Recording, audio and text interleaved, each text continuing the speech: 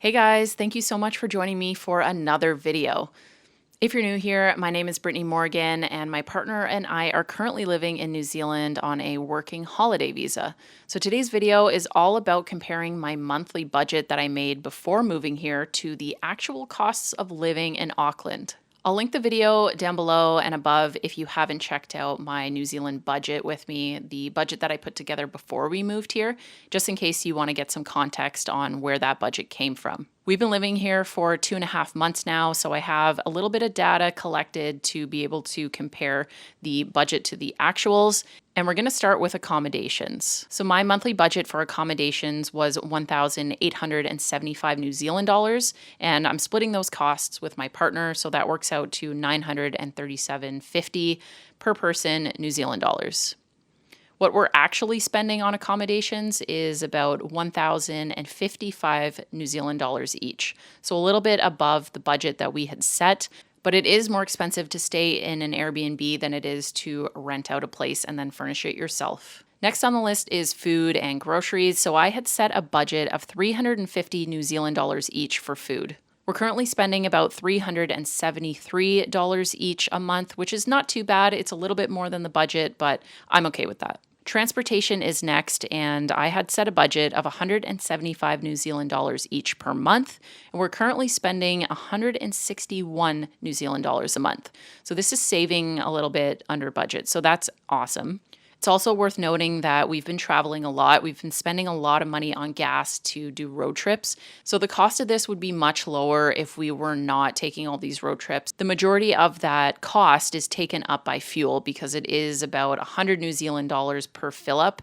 Next on the list is entertainment. I had set a budget of 350 New Zealand dollars each per month, and we're currently spending 454 New Zealand dollars a month. So quite a bit above the budget I had set.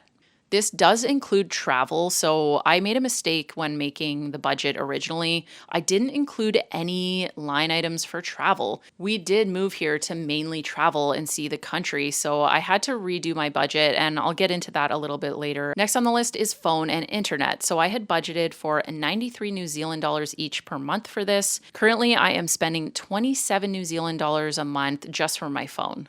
Because we're staying in an Airbnb, the internet's included, so I haven't included that in my actuals because it's part of the accommodation amount. So for $27 a month, I get 2.5 gigs of data that rolls over, and I get like unlimited minutes and unlimited texting and everything. That is way cheaper than what we pay back in Canada. I think I was paying about 50 Canadian dollars per month for around the same amount of data and everything. I'm pleasantly surprised that it is a bit cheaper than I was expecting here for a phone plan. Next is the miscellaneous budget, and I had set that at 117 New Zealand dollars, and currently I'm spending about 134 New Zealand dollars.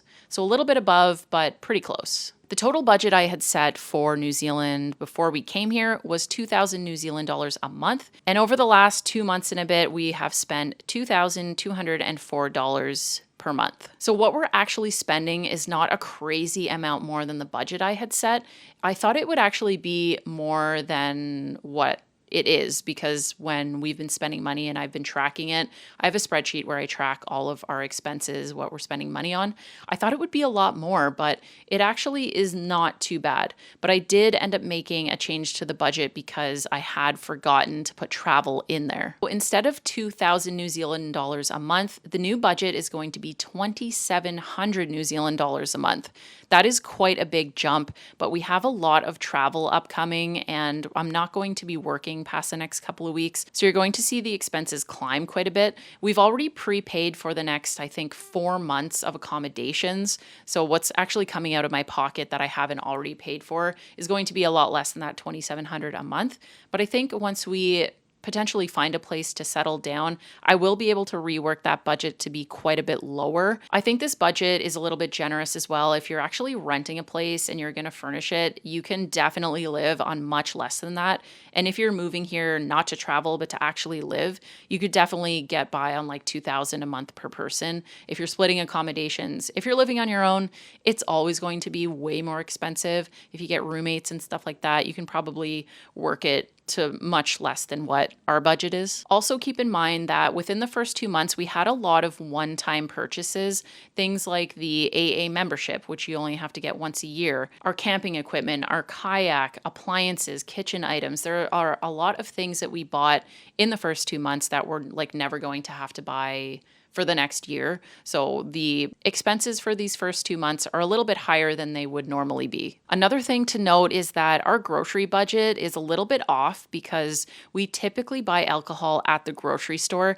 They sell alcohol at all the grocery stores here. So when we go and get like a bunch of groceries, we'll typically each get like a little 6-pack or whatever for the week. The alcohol should not be in the grocery budget. It should be in like the entertainment budget. So there's a few things that I can tweak to make it make a bit more sense and actually see how much we're spending on food versus other things. I hope this video gave you some more insight about the cost of living in Auckland, and it helps you budget if you're moving here or traveling here. If you have any questions or comments, leave me a line down below. Thank you so much for watching, and we'll see you soon in the next video.